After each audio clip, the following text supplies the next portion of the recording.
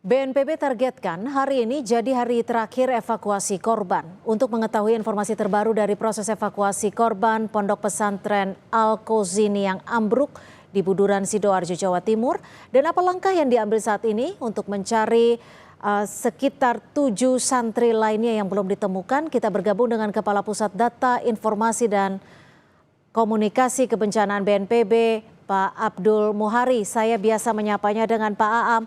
Pak Aam, selamat sore.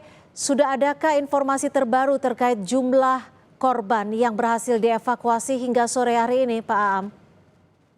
Selamat sore, Mbak Cynthia.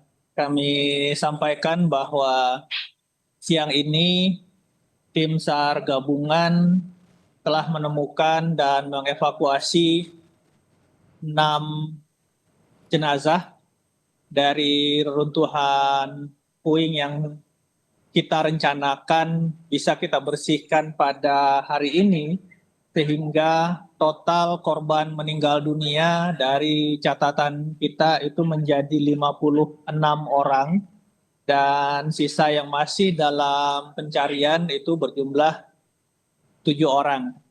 Nah, untuk pencarian yang 7 orang ini, seperti tadi pagi sudah disampaikan oleh Deputi 3 Tanggap Darurat BNPB, Mayor Jenderal Budi Irawan, bahwa faktor kunci yang menjadi atensi kita saat ini adalah akselerasi pembersihan puing. Kalau ini bisa kita selesaikan secepat mungkin, kalau puingnya sudah terangkat, secara otomatis jasad akan terekspos. Artinya kalau pembersihan puing ini bisa kita percepat, maka evakuasi jasad korban pun pasti akan bisa kita selesaikan. Tetapi memang ketika kita mengejar percepatan pembersihan puing ini, tentu saja tim konstruksi yang melakukan pemotongan dan pengangkatan puing ini ketika kemudian melihat ada jasad dalam tumpukan puing itu menghentikan pekerjaan dan kemudian secara hati-hati kemudian menyingkirkan dan membuka tumpukan puing itu agar jasad tidak rusak. Nah, ini yang kemudian menjadi tambahan waktu bagi tim di lapangan, karena bagaimanapun tentu saja faktor kehati-hatian kita masih tetap ingin jasad ini bisa dievakuasi secara utuh. Ya. Karena perlu saya informasikan Mbak Cynthia, sampai hari ini kita sudah mengevakuasi ada 5 body parts. Nah, ini yang sebenarnya yang kita tidak inginkan, yang kita harapkan adalah jasad-jasad korban ini bisa kita evakuasi secara utuh. Jadi ketika kita mengakselerasi proses pembersihan puing, kita memperhatikan juga keutuhan jasad yang akan kita evakuasi. Baik, artinya meskipun target diselesaikan hari ini, tapi target tersebut tidak menjadi patokan karena hal tadi. Pak Aam, lalu dari 56 korban meninggal dunia yang berhasil dievakuasi, apakah keseluruhannya sudah berhasil diidentifikasi? Hingga siang ini, tim DVI Mabes Polri sudah mengidentifikasi 10 jenazah. Dan proses identifikasi ini masih terus berjalan karena memang ada beberapa faktor bahwa beberapa kondisi dari jasad ini mungkin sedikit membutuhkan waktu untuk bisa diidentifikasi secara jelas, sehingga kita harapkan benar-benar jasad yang nantinya akan dikembalikan keluarga adalah jasad yang benar merupakan anggota keluarga tersebut. Ini sedikit butuh waktu karena secara fisik mungkin ada hal-hal yang menyebabkan faktor identifikasi ini menjadi lebih lambat, seperti sidik jari yang hilang atau gigi yang mungkin strukturnya terdampak oleh runtuhan puing dan seterusnya. Tetapi tentu saja kita harapkan proses ini bisa kita efektifkan dan kita percepat, Mbak Cynthia. Pak Aam, kalau di lokasi sendiri sisa berapa persen untuk puing-puing ini dievakuasi? Kalau melihat dari progres yang kita saksikan saat ini, secara total estimasi kami di lapangan puing yang sudah disingkirkan adalah 80%. Sehingga sisa 20% lagi puing yang akan kita bersihkan. Jadi ini kita harapkan juga bisa kita percepat sehingga pencarian 7 orang ini juga bisa kita tuntaskan. Mbak Cynthia. Mhm. Lalu berapa alat berat yang diterjunkan sore ini? Apakah masih ada 6 alat berat atau ada penanganan yang berbeda? Ya, untuk alat berat sendiri tidak kita kurangi. Jadi alat yang standby di lapangan itu tetap dari awal 6 alat berat, tetapi seperti yang kita saksikan bahwa operasional alat berat ini membutuhkan ruang manuver di lapangan. Buat dia berputar, long arm-nya kemudian bisa optimal, mengangkat, menghancurkan, dan seterusnya.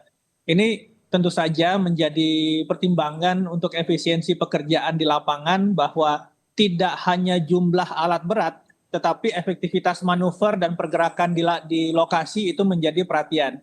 Sehingga seperti kita saksikan alat berat yang bekerja di lapangan saat ini ada 2 dan 1 kren di samping.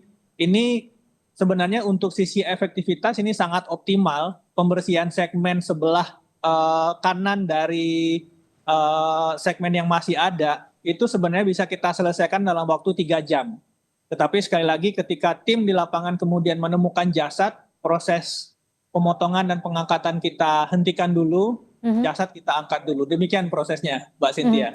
Pak Am, dari 56 korban meninggal dunia yang berhasil dievakuasi, apakah bisa diketahui korban terbanyak ada di titik mana dan di lantai berapa? Korban paling banyak itu kita temukan 2 hari yang lalu di lantai 1. Hmm. Jadi proses pencarian korban itu kemudian memberikan hasil yang paling banyak menemukan jasad korban ketika kita membersihkan lantai 1 musola. Oke, artinya ruang musola yang terdapat korban paling banyak ditemukan. Pak Am, lalu apakah ada informasi terkait keluarga korban? Masih ada berapa keluarga korban yang menunggu di posko? Untuk di posko Ponpes Alkos ini sendiri ini sudah berkurang karena keluarga korban sekarang lebih banyak menunggu di posko Rumah Sakit Bayangkara karena disitulah identifikasi dari jasad dilakukan. Ketika proses identifikasi selesai dilakukan, maka keluarga kemudian bisa memandikan dan kemudian melaksanakan pemulasaran sebagaimana mestinya. Jadi untuk jumlah keluarga atau wali santri yang masih ada di Ponpes Pos ini sekarang sudah mulai berkurang. Sekarang keluarga ada di posko Rumah Sakit Bayangkara supaya proses nanti selesai identifikasi, proses pengembalian ke keluarga korban bisa lebih efektif, Mbak Cynthia. Lalu apakah ini artinya proses identifikasi secara keseluruhan dilakukan di Rumah Sakit Bayangkara dan metode yang digunakan metode apa saja nih? Ya, untuk proses identifikasi itu dilakukan memang di Rumah Sakit Bayangkara karena dilaksanakan oleh tim DVI Mabes Polri. Proses identifikasi sendiri menggunakan beberapa cara, mulai dari DNA, pengenalan struktur gigi, dan seterusnya, termasuk sidik jari. Jadi melihat kemudian proses atau bentuk atau kelaikan atau kondisi fisik dari jasad ketika dilakukan proses identifikasi.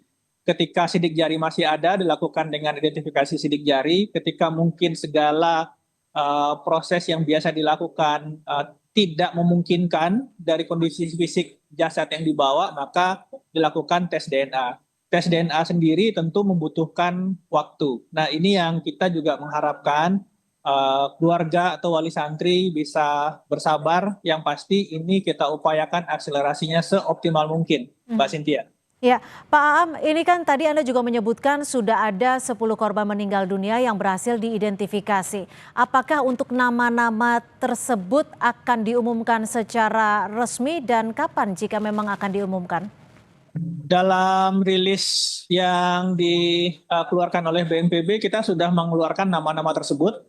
Jadi setiap kali proses identifikasi selesai, nama keluar, identitas, umur, itu akan kita riliskan, Mbak Cynthia, sehingga tidak hanya mungkin keluarga atau wali santri yang menunggu baik itu di Ponpes Alkos ini ataupun di Rumah Sakit Bayangkara, tetapi mungkin sanak saudara juga bisa melihat dari rilis yang dikeluarkan baik itu oleh Pemprov Jawa Timur maupun oleh BNPB, Mbak Cynthia. Oke.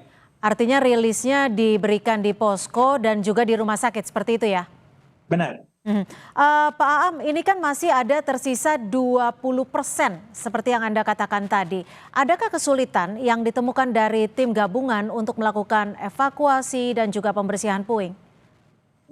Kalau kesulitan teknis saya rasa tidak, karena dari tadi pagi kita melihat langsung kondisi atau pelaksanaan pembersihan puing ini. Tadi saya menyampaikan bahwa pembersihan setengah dari segmen terakhir ini sebenarnya hanya membutuhkan waktu 3 jam untuk bisa memotong dan memindahkan puing itu supaya siap untuk diangkut oleh truk pengangkut seperti tayangan visual saat ini. Mhm.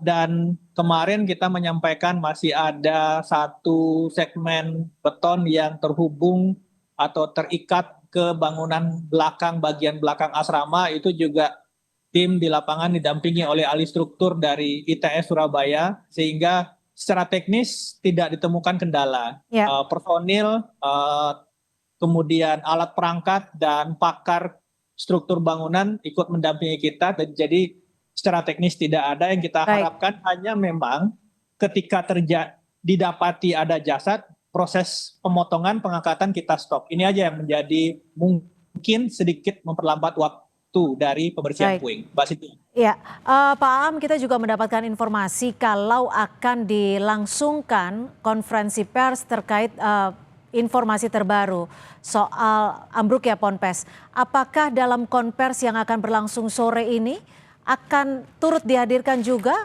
memberikan informasi dari pihak pondok pesantren, Pak Aam? Ini kita akan melihat nanti hasil dari proses pencarian hari ini. Tentu saja nantinya untuk keputusan pelaksanaan atau perpanjangan waktu ini kita akan selalu berkomunikasi dengan pengurus Ponpes dan perwakilan dari wali santri. Kita masih ada 7 korban yang dalam pencarian, tentu saja tim di lapangan akan menuntaskan pekerjaan ini, Mbak Cynthia. Baik, terima kasih Pak Aam. Abdul Mohari, Kepala Pusat Data Informasi dan Komunikasi Kebencanaan BNPB, sudah berbagi informasi di Kompas Petang. Selamat sore Pak Aam, selamat bertugas kembali. Selamat sore Mbak Cynthia.